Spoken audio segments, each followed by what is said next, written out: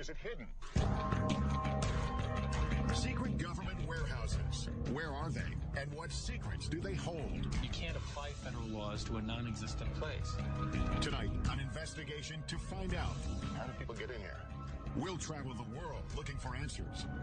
From powerful Washington insiders. Could there be military bases we don't know about? At an abandoned military base in Montauk, New York, with investigator Richard Dolan. We're starting to see the disturbances already. In the skies above the legendary Area 51 in Nevada, with researcher Glenn Campbell. Helicopter 9X60, are you familiar with that restricted airspace 3 miles to your west? All the way across the ocean to perhaps the biggest repository of history on Earth, the Vatican. Can we go into the actual archive? Our investigation will reveal shocking revelations about secret government experiments on U.S. citizens. We were making human guinea pigs out of civilians. Cover-ups about the existence of UFOs. I couldn't tell what I was done because it was top secret. Potential evidence from a secret base that may provide proof the government has been hiding the truth about extraterrestrial life for decades. It's really not human. It's so unusual. It's like nothing I've ever seen before. We'll speak to informants who divulge details about what's hidden and where. There's thousands and thousands of underground tunnels. And for the first time on network TV, bring you footage purportedly smuggled out of Area 51 of an extraterrestrial. Travel with us on a global expedition to find the truth about secret government warehouses.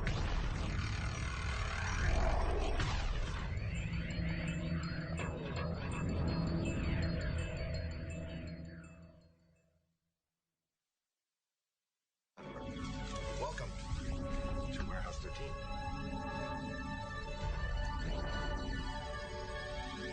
The secret government warehouse. It's a concept portrayed in pop culture that has intrigued audiences around the world for generations. What is this? Officially, K39ZZZ on the North American grid. But I like to think of it as America's attic. In the sci-fi series Warehouse 13, two Secret Service agents are sent to a classified location in the middle of the desert.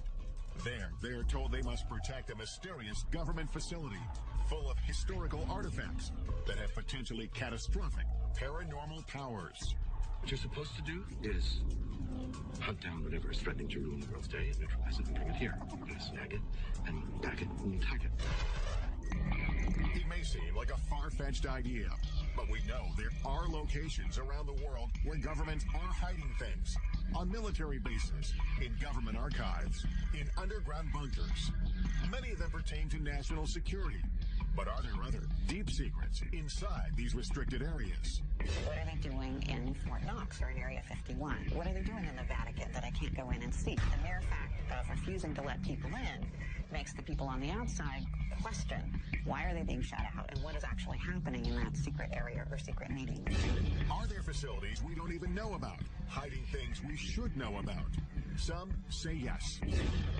I believe that there are large numbers of underground facilities throughout this world, a large number of Warehouse 13 type facilities.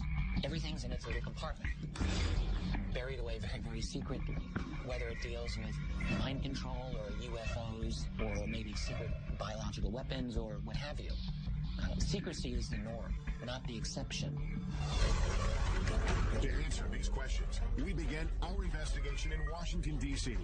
We've come to talk with John Podesta, former chief of staff to President Clinton, and a longtime advocate for government transparency, to get an inside perspective on just how extensive government secrecy may be.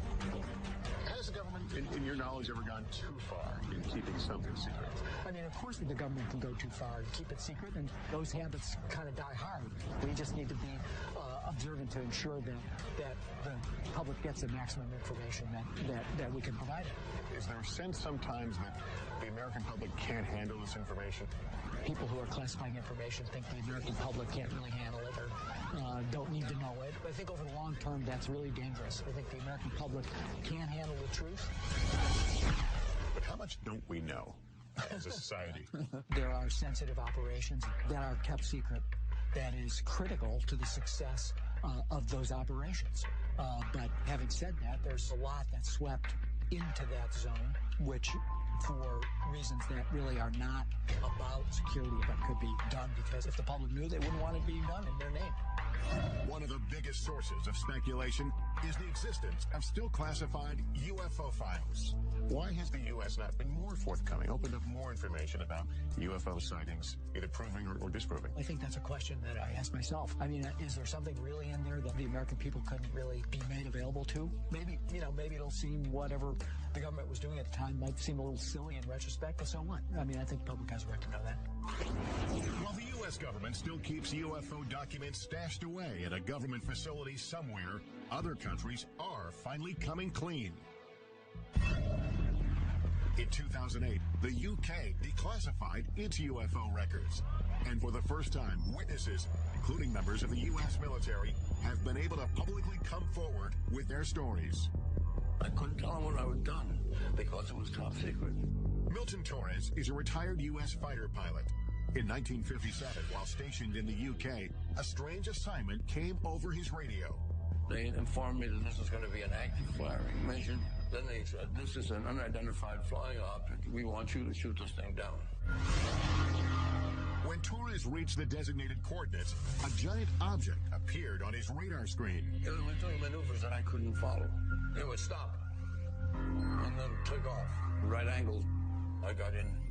Well, within 20 seconds to go, when all of a sudden it just disappeared. I mean, it took off something like 10 times the speed of sound. This is faster than anything we have on the drawing board. Well, I was afraid for my life. Torres returned to base and was ordered to never reveal what he saw in the air. They said that this mission has been declared top secret. You're not to discuss this with anyone, not your wife, not your commander, not anyone. If you violate top secret instructions, you can go to jail. To this day, Torres does not know what it was he saw on his radar screen, but he has his suspicions. Well, I don't think we're alone. Whoever built that machine knew a hell of a lot more than I did. Could stories like Torres's still be under lock and key within the U.S. government's UFO files? Even some politicians believe the answer is yes. Former Arizona Governor Fife Symington, who witnessed the unexplained Phoenix lights, believes it was a UFO and that it was covered up by the U.S. government. I witnessed a massive delta-shaped craft that silently navigated over North Phoenix. We want the United States government to stop perpetuating the myth that all UFOs can be explained away in down-to-earth and conventional terms. And Ohio Congressman Dennis Kucinich says he witnessed a UFO as well. Congressman Kucinich, did you see a UFO? I did. It was an unidentified flying object, okay? It's unidentified. I saw something. Does the government know something about alien technology that it isn't telling us? I am convinced that our government has physical evidence, has answers, has information pertaining to the actual existence of UFOs. Many believe if there is evidence of UFOs, it is held deep underground here at the remote Air Force Base in Nevada, commonly known as Area 51. The heavily guarded base is so shrouded in security and mystery, it wasn't even acknowledged by the government until 1994. Even today, it is hard to sort out who officially oversees it. We filed a written request for access, but weeks went by with no reply, so we decided to call. We put in an official request to film at the government facility at Groom Lake, also known as Area 51. I do think that there is some merit to be able to get onto a base such as yours and see what actually is there and what kind of programs taxpayer dollars are paying for. Thank you so much. Bye-bye. He said that he would be willing to look at our request. While we wait for a reply, we focus on another location steeped in lore. Camp Hero State Park in Montauk, New York. Author and investigator Richard Dolan heads there to look into claims of covert mind control, time travel, and teleportation experiments conducted by the government in underground facilities. I want to find some kind of evidence to show that there may have been substantial underground activity around here. If we get that, maybe we can have another jumping off point for further investigation. From 1942 to 1982, Camp Hero was a military base where servicemen were often on the lookout for enemy planes or submarines. But according to Stuart Swerdlow, the base also had a darker side. He claims that from 1970 to 1983, the government experimented on him at Camp Hero as part of a program he calls the Montauk Project. It was actually begun as a project for mind control, programming, genetic manipulation, and esoteric weaponry. Part of the Montauk Project involved time travel or opening up dimensional doorways from one point to another point. Swerdlow says he, along with thousands of other people, were taken off the streets and from their homes and brought to an underground facility at Camp Hero. The Montauk base on the surface was a derelict or old Air Force base. Underneath, there were 9 levels where the operations took place. There were centers where they would keep people sequestered. It may sound far-fetched, but the U.S. government conducting secret experiments on Americans without their permission is not. It has hidden programs from its citizens in the past and stashed away or destroyed the evidence. Like the medical research done for 40 years on poor black men in Tuskegee, Alabama. They were secretly mistreated for syphilis by the government in an effort to see how they would react. It's only one of the insidious programs uncovered over time. At the height of the Cold War, we now know that the United States military was using the American people as guinea pigs, basically releasing radiation into populated areas to see how fast radiation would spread. The military was experimenting on people without their permission, injecting people with plutonium, which is, of course, one of the most toxic chemicals known to science. They even gassed the New York subway system. But perhaps the most shocking programs involved mind control experiments carried out from the 1950s to the 1970s. The most infamous among them was MK-Ultra. MK-Ultra was a top-secret project to see whether or not mind control was a possibility. The military and the CIA began to look into the possibility of LSD, mind-altering hallucinogenic drugs that could brainwash people. Well, the consequences of this, of course, are enormous because this was uncharted territory. People went crazy. We were destroying people's minds. Retired Army officer Michael Bailey says he was one of the military's test subjects. They said the tests were safe. There was nothing to be scared of. Bailey was stationed at the Edgewood Arsenal military base in Maryland in the mid-1970s after volunteering for what he thought was a program to test uniforms and equipment. They explained that we were going to be testing equipment of battlefields in the future, and it sounded exciting. But in fact, Bailey says he and hundreds of other soldiers were injected with LSD and other harmful drugs or exposed to dangerous gases to see how they would behave. We obtained this once restricted training video shot by the military, which shows some of the effects of the experiments conducted on their own men stationed at Edgewood. 6.5 hours after exposure time, the confused volunteer needed help as he attempted to traverse part of an obstacle course. At this point, hallucinations and other mental disturbances were evident. Looking back, Bailey believes his government betrayed him. We trusted the government. We trusted the Army. There were a bunch of lies. There was a lot of harm done that I took ours on. More than 100 of these mind control experiments were conducted at military bases, in hospitals, and at leading universities like Princeton and Harvard.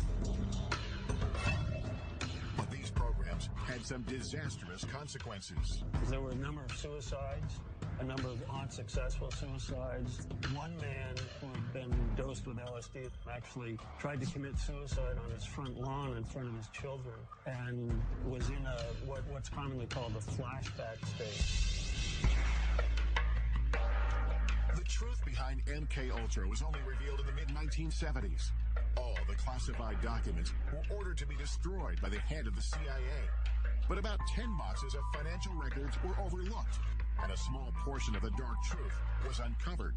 The thing about MK-Ultra we have to remember is that we have very little information about the specifics of the programs, and that is because most of those records were destroyed.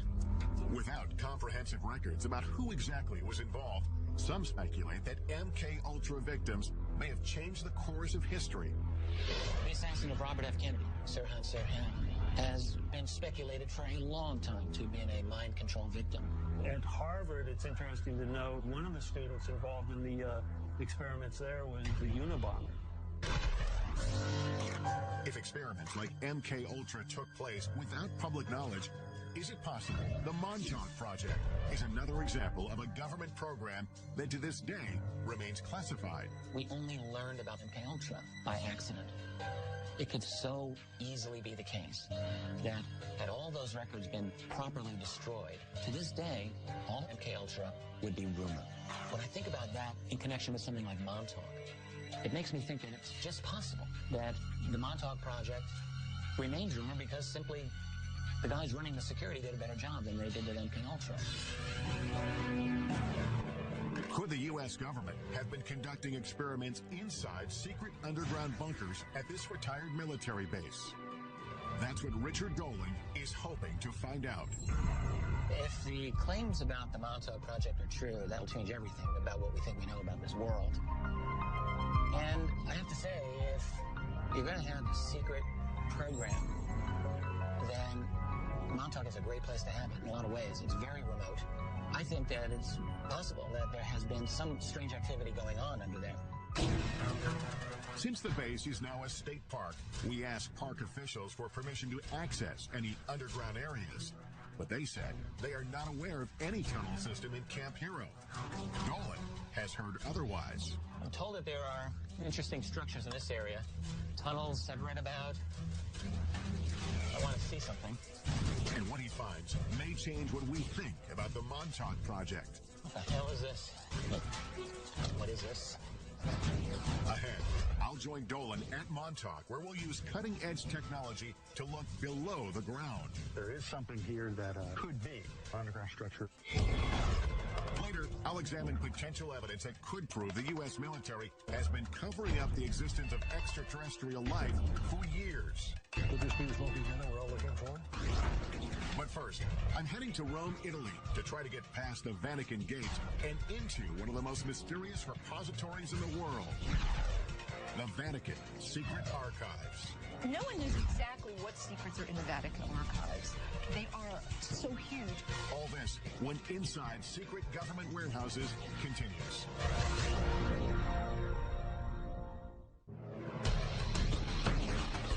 Our investigation into the world's most secretive warehouses brings us here to Rome, Italy, home to the smallest sovereign state in the world, but also one of the most influential, Vatican City. It is the headquarters of the Catholic Church and its 1 billion followers.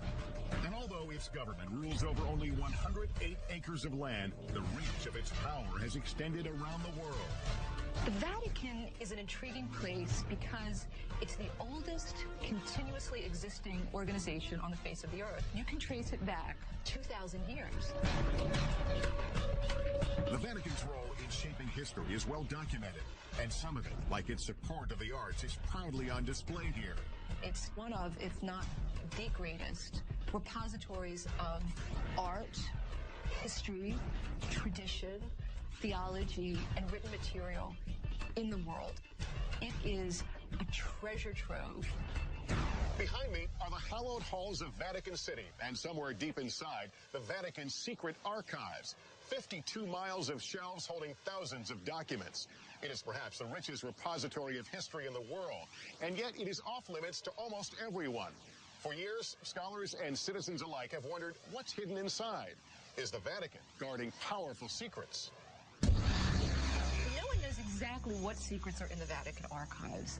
They are so huge, and scholars are rather limited in what they're allowed to look at. I don't know that we'll ever know everything that they have there.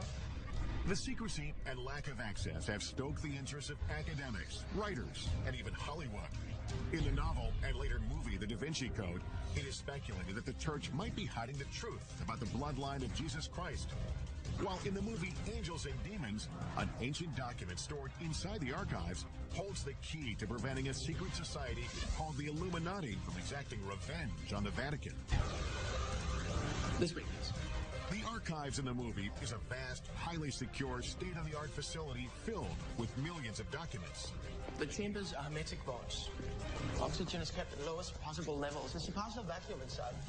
Could the real Vatican secret archives be a facility like this one? And could there be documents inside pertaining to explosive subject matter the church may want hidden? Like prophecies about the apocalypse, evidence of a supposed bloodline of Christ, exorcisms, or secret societies. Information that might alter our understanding not just of the church, but of history.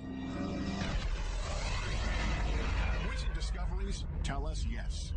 Vatican archivist Barbara Frale found a document buried inside that is key to understanding the Pope's role in the execution of the legendary Knights Templar.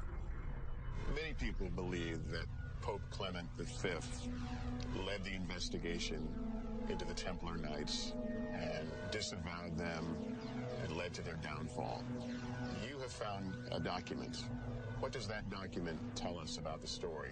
In 2001, we found in the Vatican's secret archive an original parchment belonging to Pope Clement V, who asked for a secret hearing for the Masters of the Templar Order, absolving them, as he was convinced they weren't heretics. Now we know that the Church never condemned the Templar Order, and that it was the King of France's act of violence and abuse to cause the closure of the order. Because this document was filed in the archives in a strange way, its existence remained unknown for hundreds of years. This makes me wonder, could there be other documents about other important pieces of history that have not been found?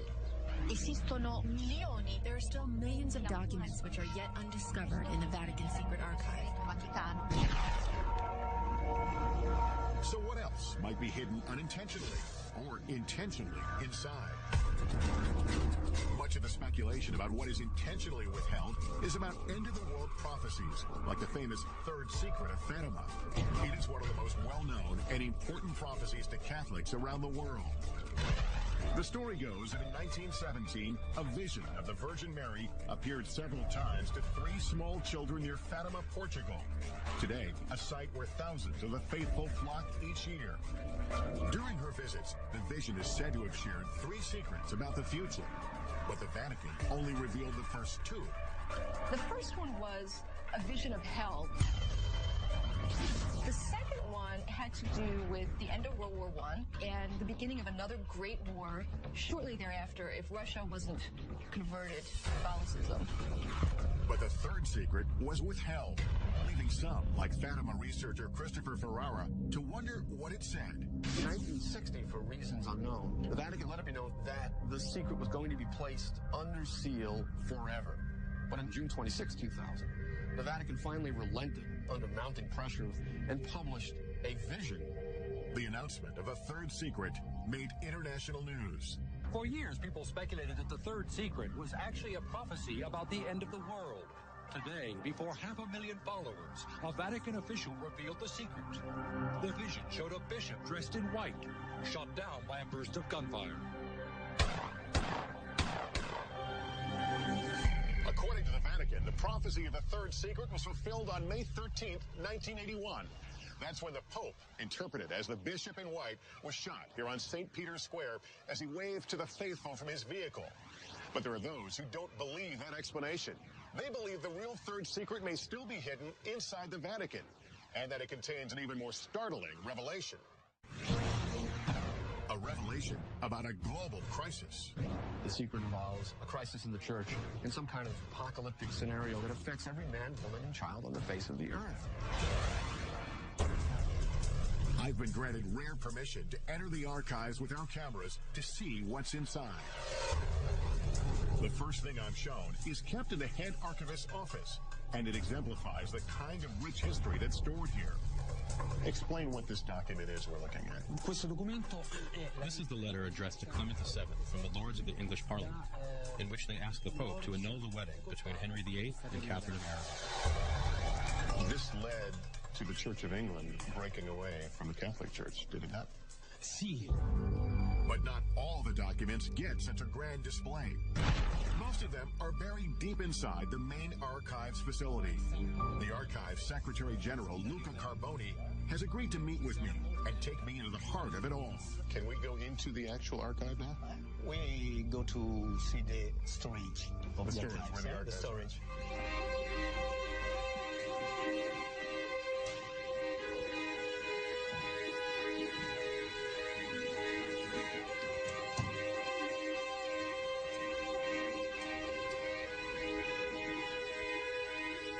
We arrive at the main facility, and I'm instantly overwhelmed by the massive number of files that are before us. We are standing amid the history of the Catholic Church, but this is also an important part of the history of the world, isn't it? The Vatican Archives is important in the world, unique because we preserve a continued chronological space of over 800 years, from 1198 onwards. Documents as varied as records of medieval families to letters from the brilliant astronomer Galileo, who had famous battles with church leaders of his time, live on these shelves. So you have a correspondence from Galileo. We have a simple letter to a cardinal from Galileo. So that's Galileo's signature. Galileo's signature. From Florence in the 18th of December 1628. There is just so much here. Is it possible that there are things here that even the archivists don't know about? Yes. Each day we discover something new or something interesting. When you use the term secret here... Okay. Secret means private. Secret, in this case, doesn't mean things that no one can see. No. Only private. Private, but off limits to all but about 1,000 researchers handpicked by the Vatican each year. It's not hard to imagine how documents can get buried in this vast warehouse, either accidentally or on purpose. The Secrets of Fatima, would we find something about the Secrets of Fatima here? No. Here is not preserved. If I don't remember, if I remember well, it's not here. But then, where is it?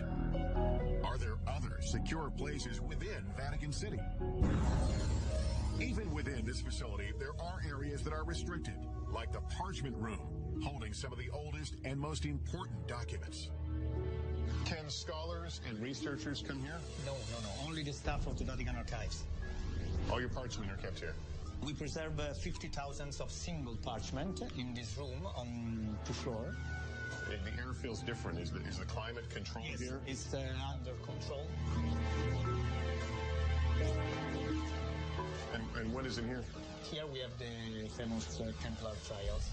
The 3 meters of parchment rolls. But we can't see it? No, it's closed. There's no doubt that this repository is one of a kind. But the Vatican has not shown us evidence to prove or disprove the rumors of secret documents being stored inside the archives. So we're headed to Montauk, New York, to look for clues into claims of underground mind control and time travel experiments. And later, we're going to some of the most heavily guarded military bases in the U.S. to investigate reports that proof of alien life is stored inside. All this when Inside Secret Government Warehouses continues. We're on a quest to uncover the world's most elusive government warehouses and the secrets that may be buried inside. Our investigation returns to Camp Hero State Park in Montauk, New York. We're looking into claims about the so-called Montauk Project. The story goes, the radar tower behind me was once the epicenter of the Montauk Project's dangerous mind control experiments, and that 9 subterranean levels beneath the tower housed top-secret technology that transported thousands of people through time and space. But do those underground facilities really exist? According to the United States government, there are no underground facilities at Montauk.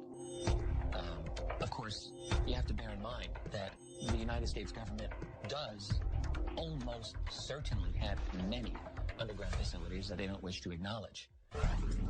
Off author and investigator Richard Dolan has agreed to meet me at Camp Hero to take a closer look. Can we establish there's something underground? The thing that I've been thinking about is it's impossible to establish the veracity of the claims of the people themselves, but if we can bring some kind of instrumentation to take a look below the ground, I'm thinking ground-penetrating radar, we might be able to find out one way or the other if there's anything that we can notice. At least confirm some parts of the story. According to Stuart Swerdlow, he along with thousands of others were brought here to be programmed or mind-controlled. I was subjected to many types of experimentations, interrogations, indoctrinations. I was used in the time travel experimentation. To do this, Swerdlow says he was sequestered in facilities directly beneath the old radar tower. Deep underground, he says, there were 9 levels of rooms, and within those rooms was a device called the Montauk chair.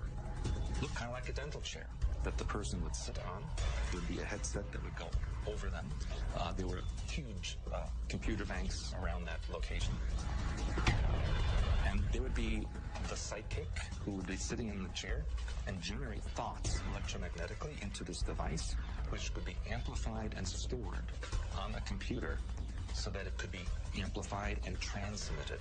But mind control wasn't the only concept being tested at Montauk, Swerdlow says. According to him, they were also experimenting with time travel and teleportation using strange technology.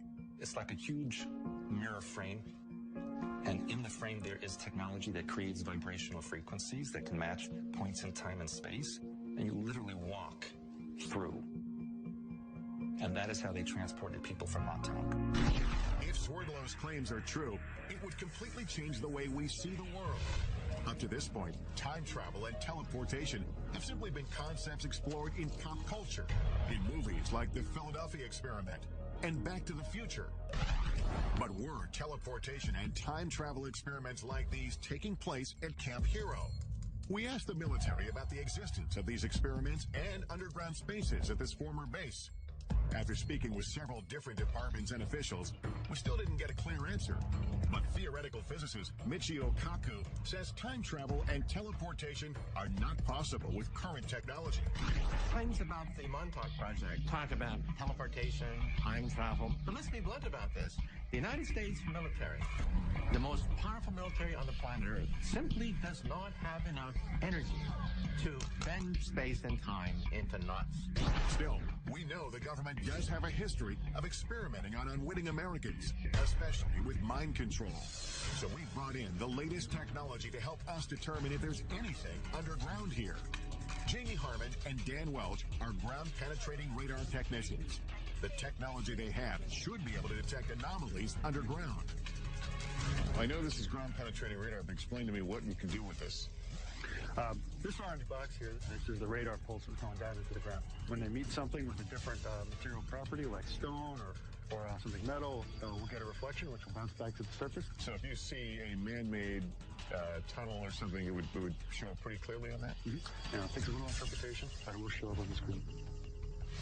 Today, the area around the radar tower is completely off-limits, fenced off with warning signs. The park says it's because of concerns about falling debris, but Swerdlow says otherwise.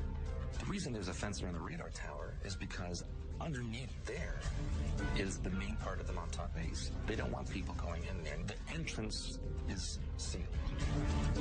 But the park has granted us rare access to the restricted area surrounding the radar tower, with a stern warning not to get too close to the rusting satellite dish. It's pretty strong reflection. Our time here is limited, so we decide to split into 2 teams. Dolan goes to do a quick pass with his Geiger counter to see if there are any anomalies around the radar tower.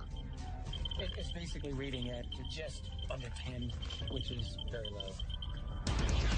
When he finds nothing strange, he goes to search for potential entrances into any underground spaces. Meanwhile, our ground-penetrating radar team gets to work surveying the area beneath the tower. And right off the bat, we start to get some strange readings.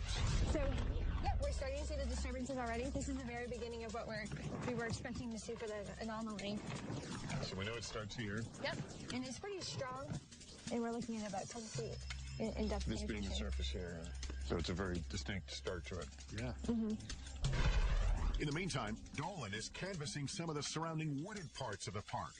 According to Swerdlow, there's an entire network of underground tunnels throughout the area. On the old base, you do see manhole covers or just even entrances that are covered by metal plates. Allegedly, some of them, they say, are for sewer systems or rainwater draining, that kind of thing. But those were once escape hatches for the underground area. This is one of the many manholes that's said to be in this area. There's some water. There's a water pipe here. A ladder going down. It looks like it's been backfilled. Right. I'm going to regret this, I'm sure. I want to see how deep it's in. I think it could have been designed as a water drainage. Maybe there's a lot of water usage at that facility. Why do you need a ladder going into a water drainage hole?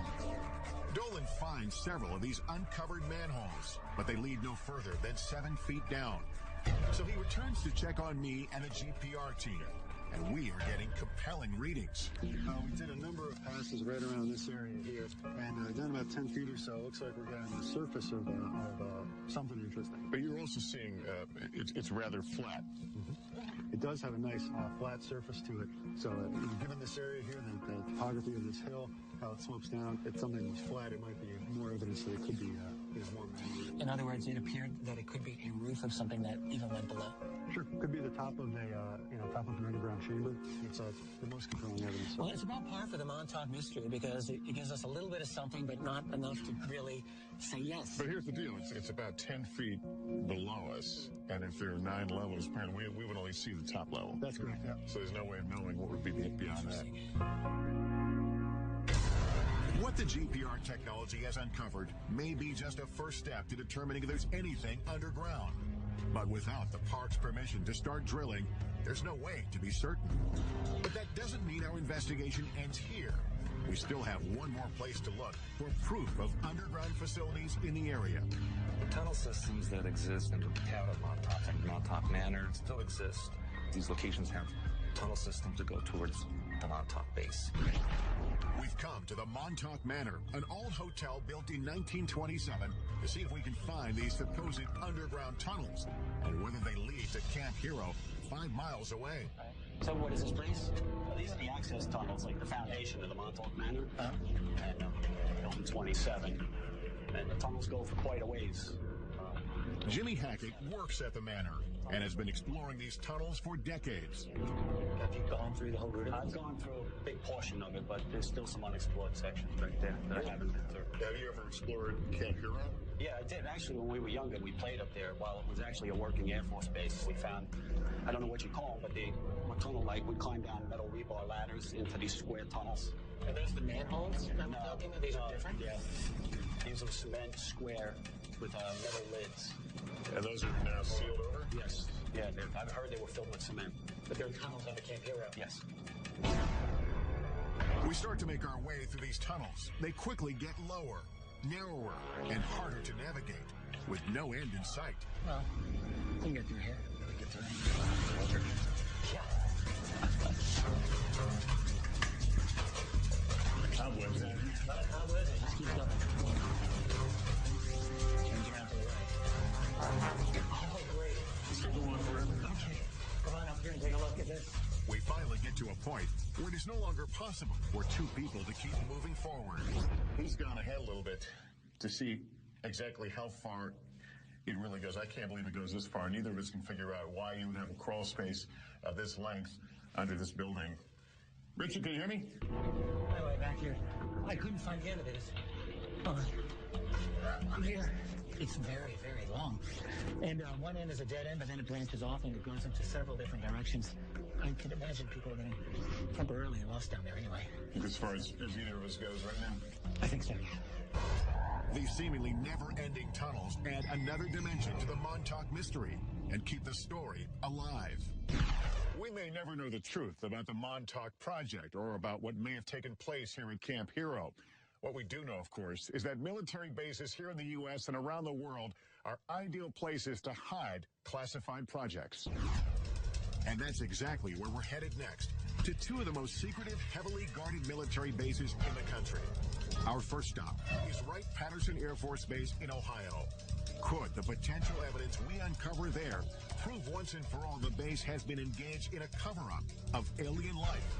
He says, forget you ever seen this, forget you ever worked on it, don't talk about it. And later, we'll head for the skies in an effort to get the closest look possible at Area 51, where alien technology and life is said to be stashed away. All this when Inside Secret Government Warehouses continues.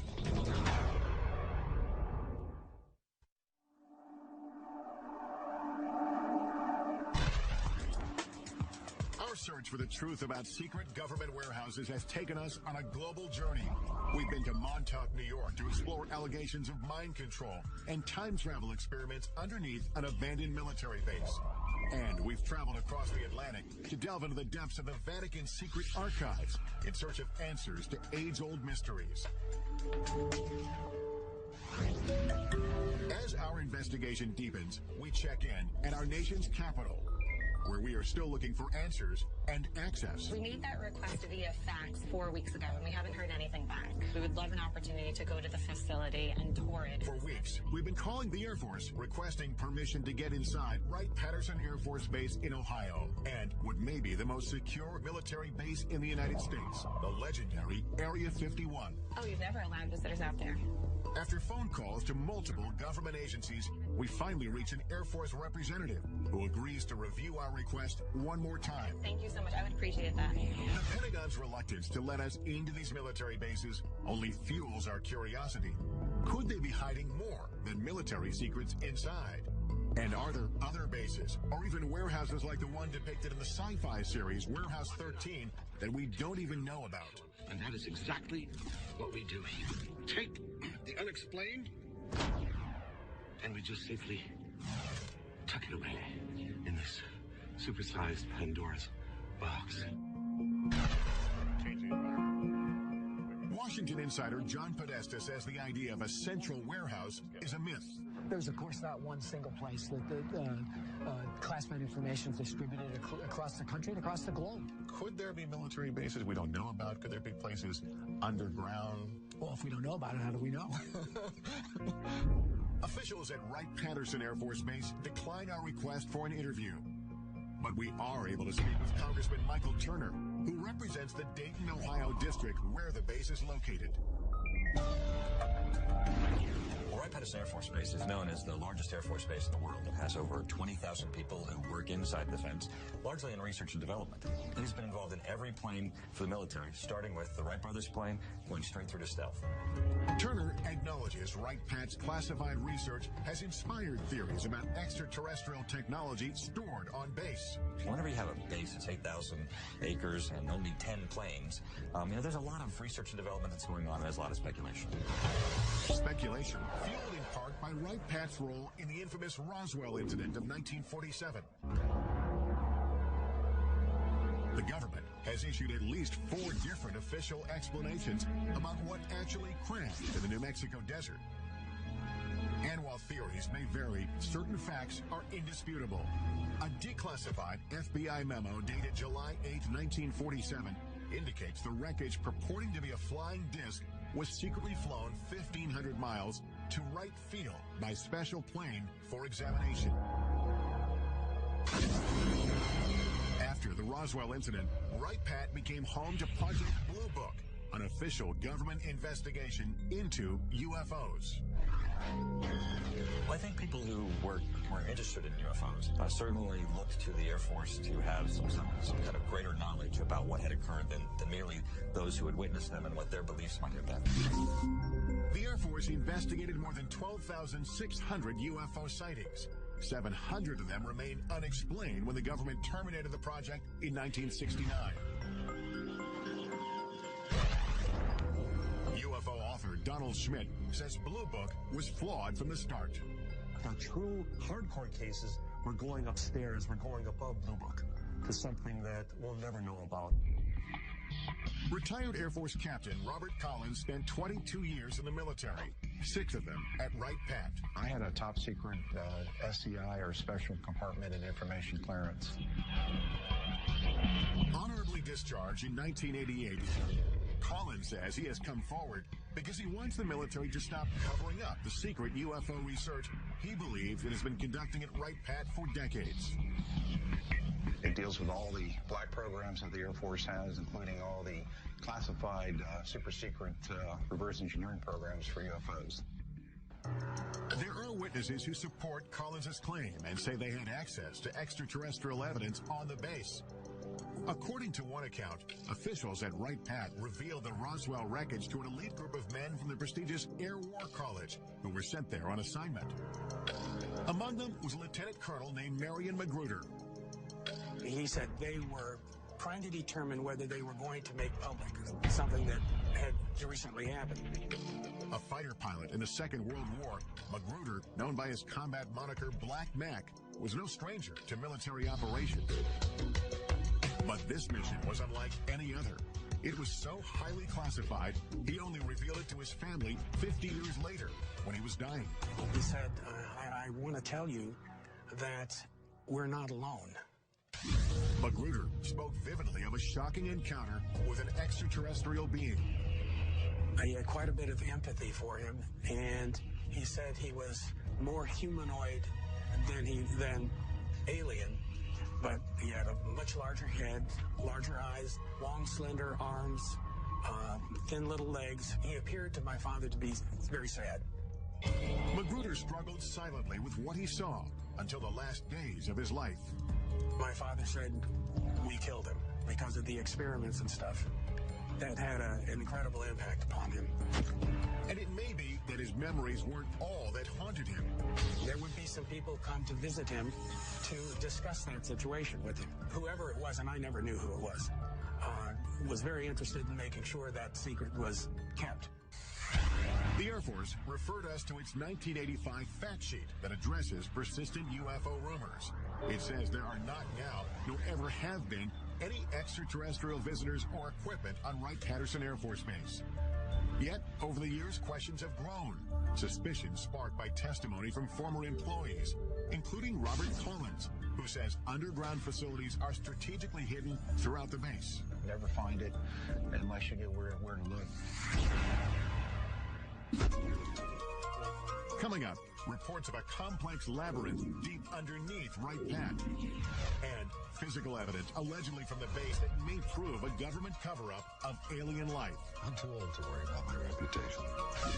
And later, travel with us to the Nevada desert for an unprecedented investigation into Area 51. If the public ever really knew what happened at Area 51, they'd want to burn the place down. All this and more when Inside Secret Government Warehouses continues.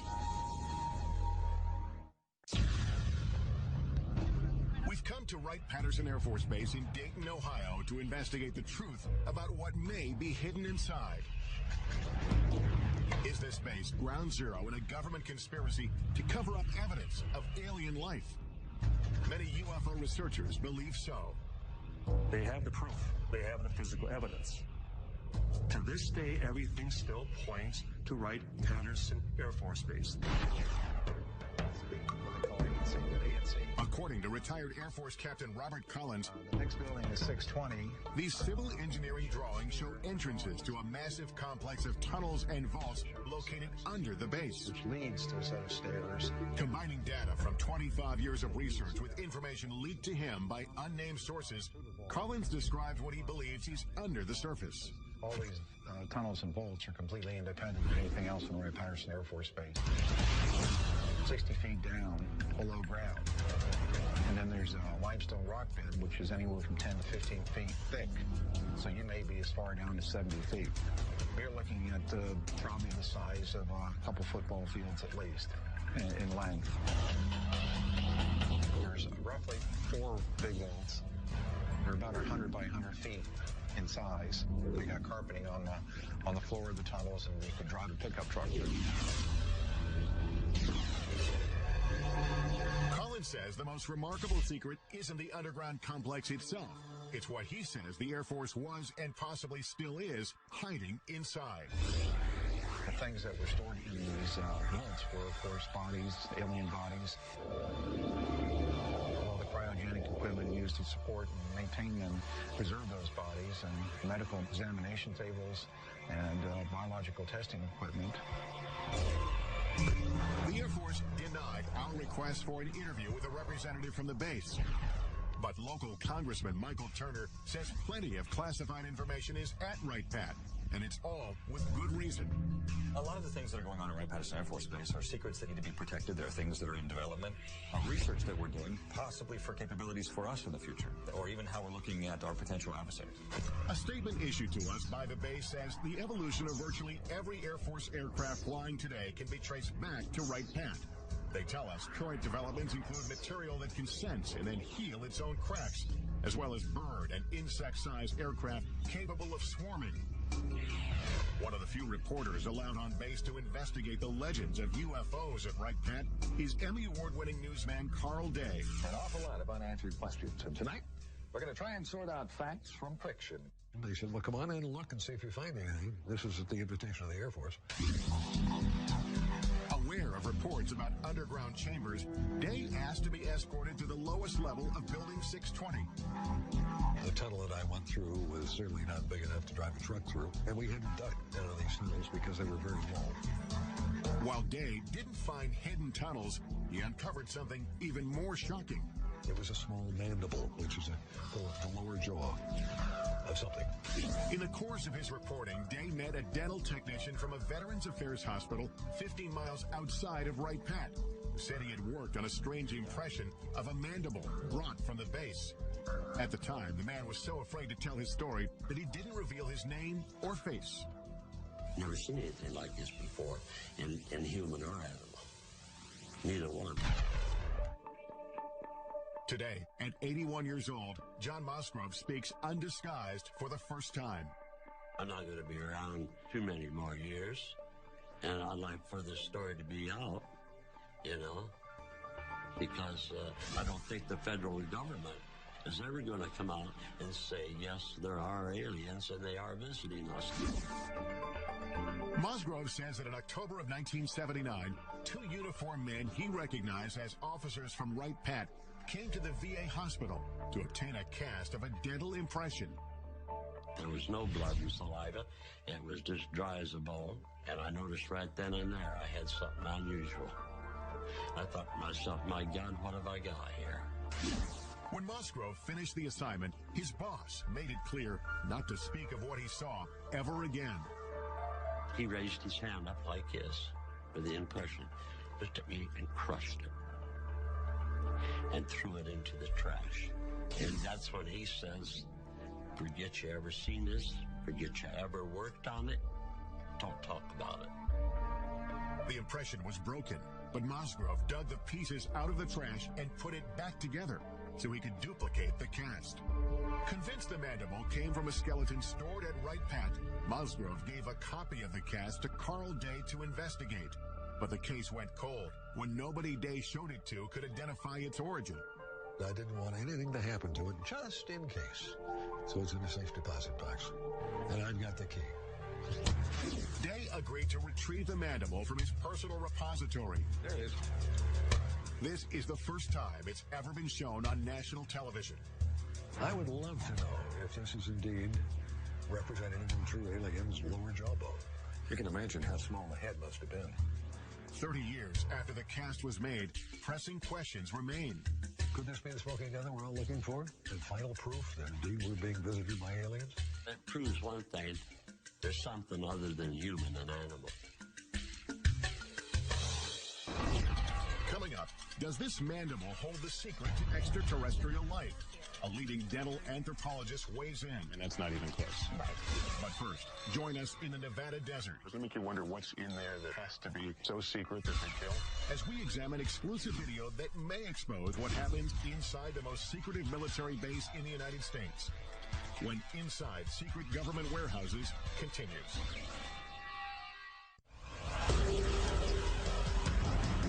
Our global journey leads us to one of the most mysterious military facilities on Earth. The legendary Area 51. Area 51 is a black facility, which means it was created to deny its very existence. You can't even approach it. It's so heavily guarded. So it's really hard to know exactly what the government is doing. Government secrecy surrounding Area 51 has made the base so notorious that it's even depicted in blockbuster movies like Independence Day. In the film, Area 51 is portrayed as a massive UFO research complex, complete with flying saucers and alien bodies. After repeated requests for access to Area 51 or a representative, we're turned down. May I ask why we're being denied access? The Air Force issued a statement saying the area is used for testing and training for operations critical to the effectiveness of U.S. military forces and the security of the United States.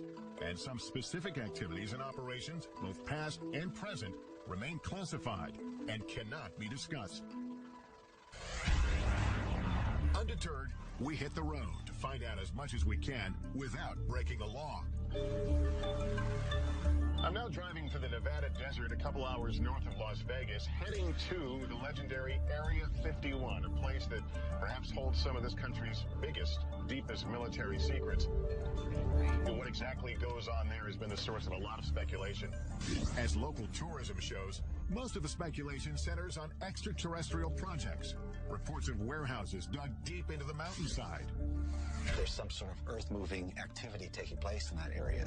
Where some claim scientists are conducting reverse engineering on alien spacecraft. That was hundreds of thousands of years ahead of our technology. And most shocking of all, potential evidence that may confirm extraterrestrials exist and may have been held on the base. All claims that we'll look into in the course of our investigation here. Area 51 has been veiled in secrecy since its inception. Established in 1955 as a covert test site for the U-2 spy plane, its purpose was to hide military projects. It was a place that was preoccupied with maintaining total secrecy. And secrecy then became its mission. The remote desert location, labeled number 51 on this 1950s map, seemed to be the perfect place for a black facility. But as the base infrastructure and activity grew, information began to leak out. The U-2 spy plane, the SR-71 spy plane, various stealth aircraft were all tested at this facility. And everything that we can see from the ground and the air indicates that this base is for aircraft testing. Despite full-scale Air Force operations on site, the government refused to acknowledge its existence. Not just initially, but for 40 years. Area 51 investigator and guide Glenn Campbell has been studying the facility since the early 90s. It was sort of like going to a drive-in movie. You could drive up and look down on the secret base that the government didn't acknowledge. I'm going to meet up with Glenn Campbell. Glenn and I first met up 16 years ago when I came out to this same desert trying to get answers about Area 51. This new point we're heading to is Freedom Bridge. In this report I did back in 1994, we simply drove up a nearby peak and the entire facility was revealed. From our mountain vantage point, Dreamland is a collection of unremarkable buildings. Today, the military has expanded control over land around the base. A long time. So getting a good view won't be as easy. What will we be able to see today? Well, from the ground, we're not going to be able to see much. I know you brought some so we have satellite photos. Increasingly better satellite imagery over the years. Some of the stuff is incredibly good. Look at these runways and things. It's still the best way to see it is from overhead. Yeah, the security of this place is part of the intrigue. And that's what continues to raise the level of curiosity and even conspiracy theories. The security here is intense. Look around. It's a good place to hide. It's a damn fine place to hide. Area 51 first gained public attention in the late 80s with an explosive claim made by a physicist named Bob Lazar. He said he'd been working on a top-secret project to reverse engineer alien spacecraft at a classified location near the base. He says, no, John. He said, I was in it. I touched it. It's real. It's E.T. It's nothing that we could have produced. Bob Lazar declined our request to be interviewed for this program, but referred us to his good friend John Lear, a retired pilot who flew missions for the CIA. I was the guy that exposed Area 51. Lear says he pushed Lazar to do a television interview revealing the government cover-up of alien technology. He said, yeah, just as long as I do it in shadow. The interview took place at Lear's home, and he captured the setup in this exclusive video. Taking pictures. That's Bob. That's his wife. In the interview, Lazar claims to have worked on flying saucers in a secret facility called S4. So covert, it's camouflaged by a mountain south of Area 51.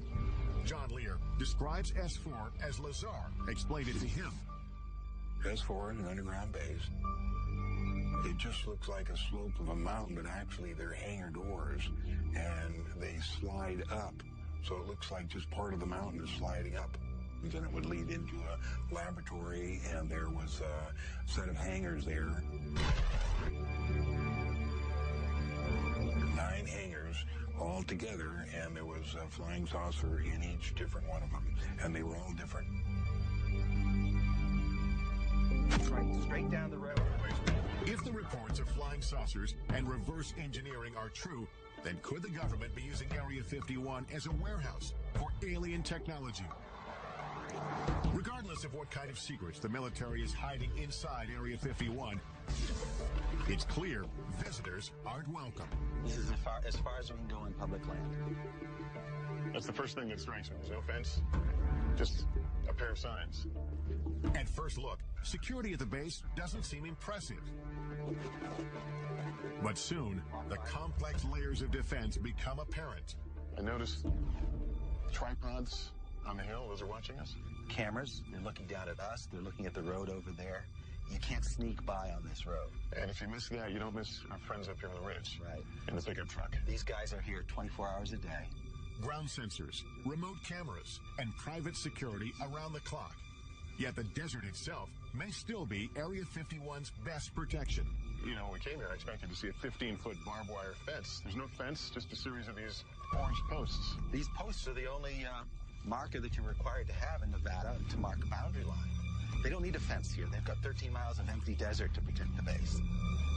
Well, the sign's pretty typical. Warning, restricted area until you get to the bottom. Use of deadly force authorized. So we're actually 3 feet from being in a situation where we could be killed.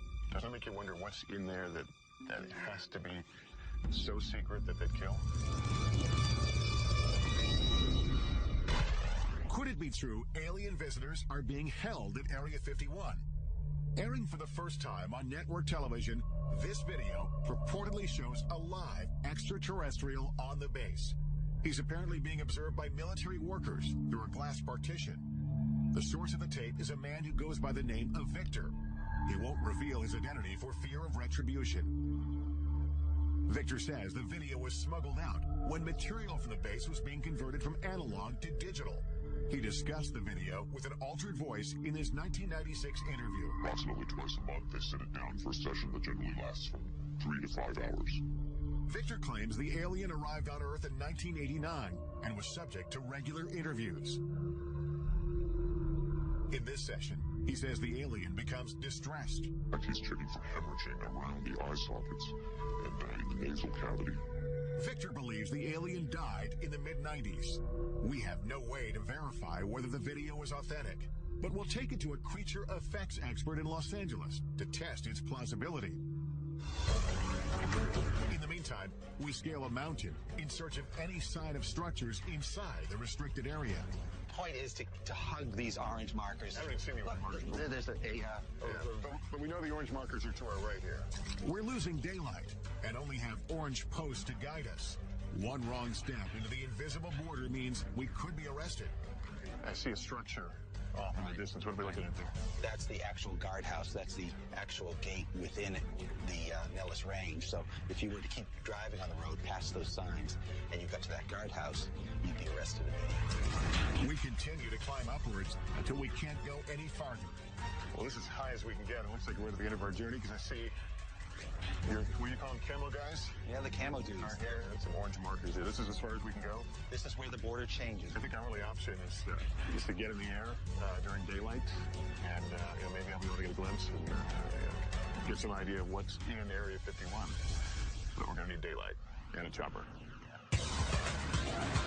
Coming up, join us in the skies above the Nevada desert as we take you as close as you can get to the most infamous military base in the country. We now know who we are and where we are. That's correct. Is Area 51 the epicenter for a cover-up of alien life? Or is the base concealing earthly secrets that are much more disturbing? Find out what happened at Area 51 and what humans did. That's scary enough. When Inside Secret Government Warehouses continues. The only people who know what happens inside Area 51 are the employees, and their identities, even down to the cleaning staff, are kept secret. That white bus with the darkened windows, we're told, carries local workers from around Area 51 who come here to work each day. Those not bussed in are flown in, shuttled back and forth on special unmarked planes. They fly on a private airline known over aircraft frequencies as Janet every morning from Las Vegas to Area 51. This surveillance video shows workers returning from Area 51 on private 737s. These are jets without any company markings. They just have a red stripe down the side. Signing on to work at the base means agreeing to a covert lifestyle. No one can even admit that they work there. Jonathan Turley, a litigator in national security cases, first learned about Area 51 in 1994 when he was contacted by employees who were gravely ill. You're basically told to go die. And they weren't supposed to talk to a lawyer, and they weren't supposed to talk to a doctor. Despite having signed non-disclosure agreements, some workers told Turley they'd been exposed to toxic materials on base. One of them was a sheet metal worker named Robert Frost. He couldn't tell the doctors where he was working or what he might have been exposed to. They could have put him in jail for it. In 1994, I conducted this interview with Frost's widow, Helen. She told me about the first day her husband came home with symptoms. He walked in a door, and he was screaming. I looked at him. His face was bright red, and all the skin was peeling off of his face. Turley filed a lawsuit accusing the military of poisoning Area 51 workers through blatant negligence by recklessly disposing of hazardous waste. They dug a football field-sized trench, and they would fill it every week with all types of hazardous and toxic waste. And then they would just dump jet fuel on it and set it on fire.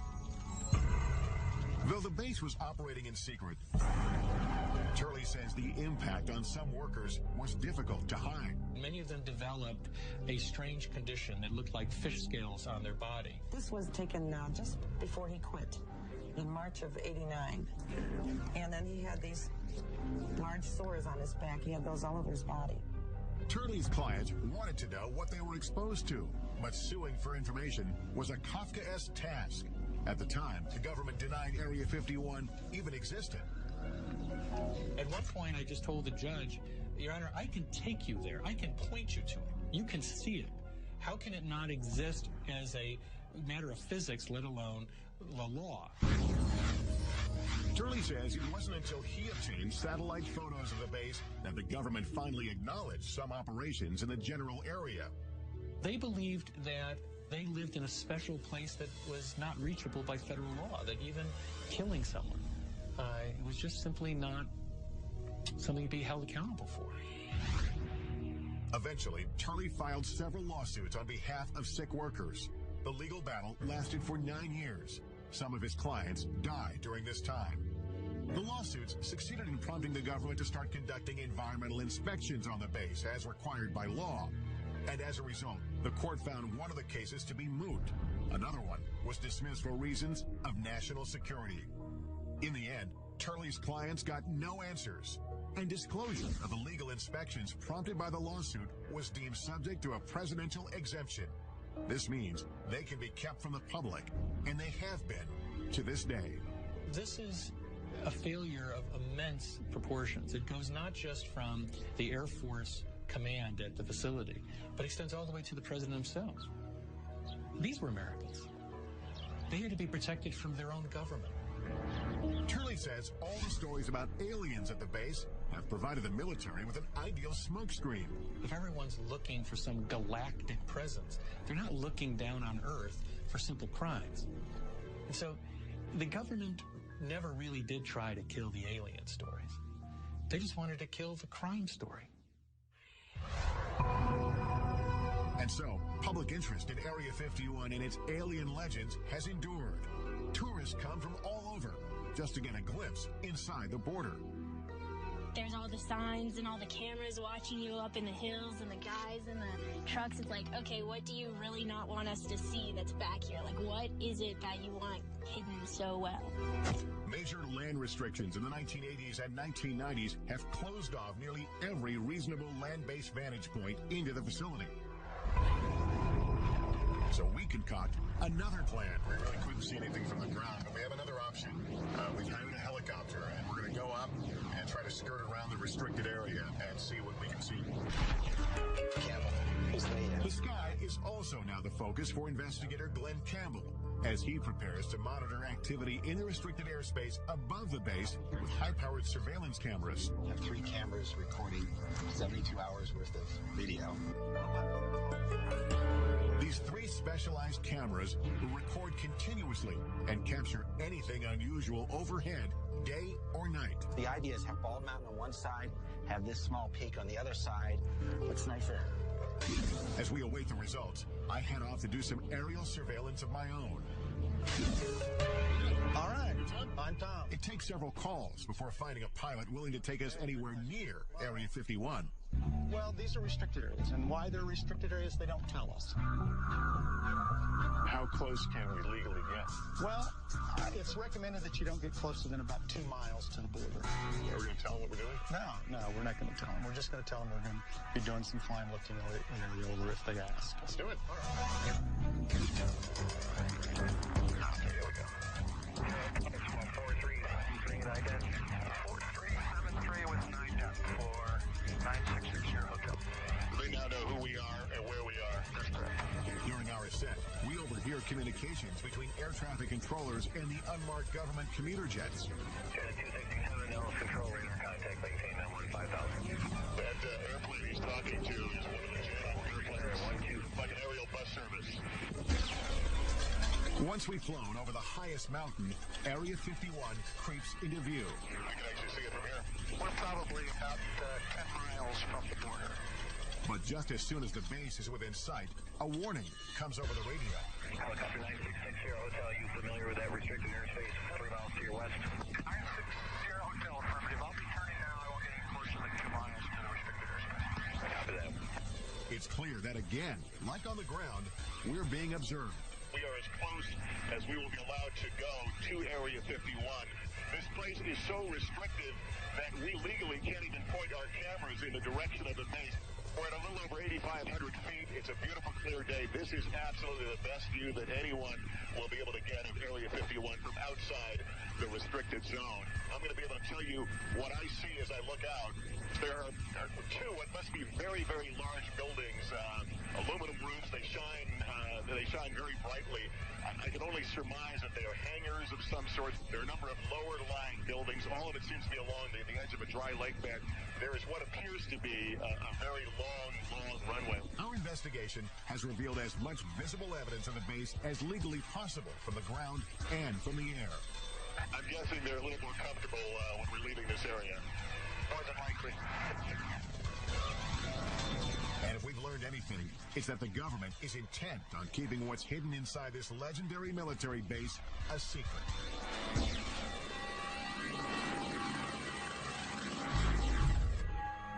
After 72 hours monitoring the sky, our video surveillance captures some anomalies.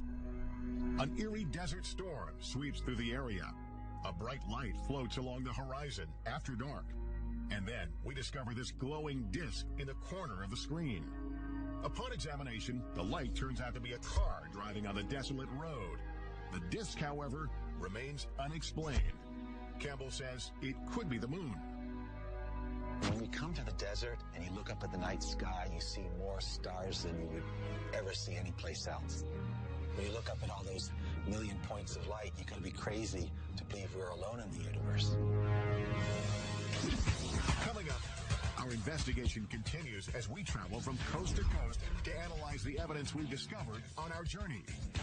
What will the purported alien interview video from Area 51 reveal? And could this mandible support theories of extraterrestrial life? It's like nothing I've ever seen before. Answers coming up next on Inside Secret Government Warehouses.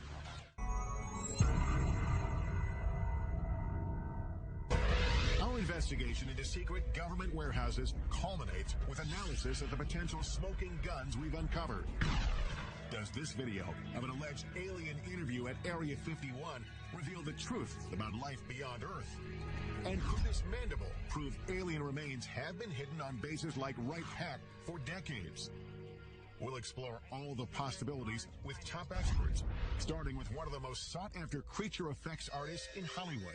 I'm looking for that one piece of footage that is undeniable, that I can't look at or other people can't analyze to death. Kevin Yeager designs creatures, aliens, and humans for a living, most notably Chucky from Child's Play and A Nightmare on Elm Street's Freddy Krueger. Yeager agrees to analyze the video using 25 years of experience in puppeteering and film. The first thing that I saw, was an alien, and it actually looked like it was alive. If you look closely, you can see there's a small little mouth. It kind of looks like it's, pursing and moving like a natural mouth would. It's got big doughy eyes. It's got a big head, and it moves in a pathetic way, and you want to take care of it, and suddenly your heart is involved. Just as Yeager starts to identify with the alien, he spots questionable movement. There's some quick, jarring movements. Every now and then, see this little jerk bobblehead that happens here. Right there, it's kind of a jerk bob, and the shoulders move as well. A telltale sign, he says, that the alien is a puppet. It's the head movement that tips Yeager off, and he uses this animatronic doll to explain. Now, if you go slowly, like it was first moving very slowly, you could kind of take all the bobbles out. But then once he began to get kind of tired or go into his sick state, he began to wiggle and jiggle like this, and then that's when it kind of gives it away. But when dealing with a life form we know nothing about, Yeager admits anything is possible. Maybe the atmosphere here is different and the pressure, and they can't handle it, and the gravity, it is too hard on them, so they do bobble. Still, Yeager says it looks like the setup is hiding something. The darkness of the videotape, the fact that the alien is sort of back behind a desk, I believe that is to obscure a possible puppeteer behind there. Yeager thinks the alien and the video are a hoax. But he says it wasn't a bad try. There's certain organic elements to it, and I can totally see why people would think this is real. Hoaxes do nothing but undermine efforts to get to the truth. With that in mind, we head to New York City to visit NYU dental anthropologist Shara Bailey. She has been studying the mandible we obtained during our investigation at Wright-Patterson Air Force Base. The jaw shape is what struck me first, because the shape of this jaw is very narrow in the front part, and then it kind of dips in here, and then it's very wide in the back. And this is very unusual for a primate. It makes this curve that comes out. Yeah, it's kind of like an S curve, I guess you might call it. And certainly our teeth and jaws don't do that. No, they don't. Dr. Bailey has 2,000 primate casts, one of the largest collections in the nation. And she's compared the mandible to every single one. Can you say with any fair amount of certainty that this is not from a primate? Yes, I would put my career on it that it's not from a primate. Although Bailey can't match the mandible to anything she's ever seen, her examination of the cast does reveal new information. The cast was made from a skeleton. And this is of a living person. You can see the gum? Yeah, you can see the gum, and you absolutely can't see the gum here. The creature lost its teeth after it died. And there are also pricks. You can see that where the teeth might have been. The remaining teeth show it was an omnivore. It's something that eats both flesh and vegetables. And dimensions of the jaw indicate the size of the creature itself. This is a macaque, but it has a jaw similar in size to this. And so whatever this creature was, it was the size of a small dog. And the skull size would be similar as well to match this? Yeah, there's a very good correlation between jaw size and skull size. The cast has some characteristics that strike Bailey as peculiar, including signs of being scraped with a tool. It's definitely been modified, so that I can tell you. Whether it's authentic and it was modified for some other reason, it's very hard to tell. She also questions the apparent human-like dental pattern, which could disprove the notion that the cast came from an alien skeleton. If we're an alien that evolved on a different planet, totally separate from us, why would we ever expect it to have the dental pattern, the same number of teeth and the same types of teeth as a human? It's very odd. If in fact this came from another planet, how would you begin to really compare it to find out what it is? All I can do is compare it to living things on this planet. This mandible is not of any creature that comes from our Earth, that's for sure. This alleged alien artifact tied to our nation's most complex Air Force base may be just the tip of the iceberg of what the government doesn't want us to know. Could this be one of the many secrets locked away in classified government warehouses around the globe? And is there a real Warehouse 13?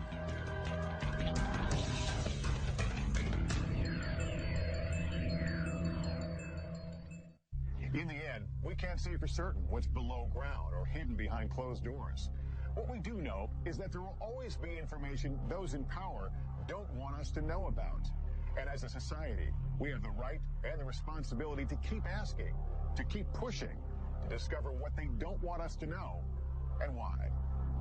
I'm Lester Holt. Thank you for watching.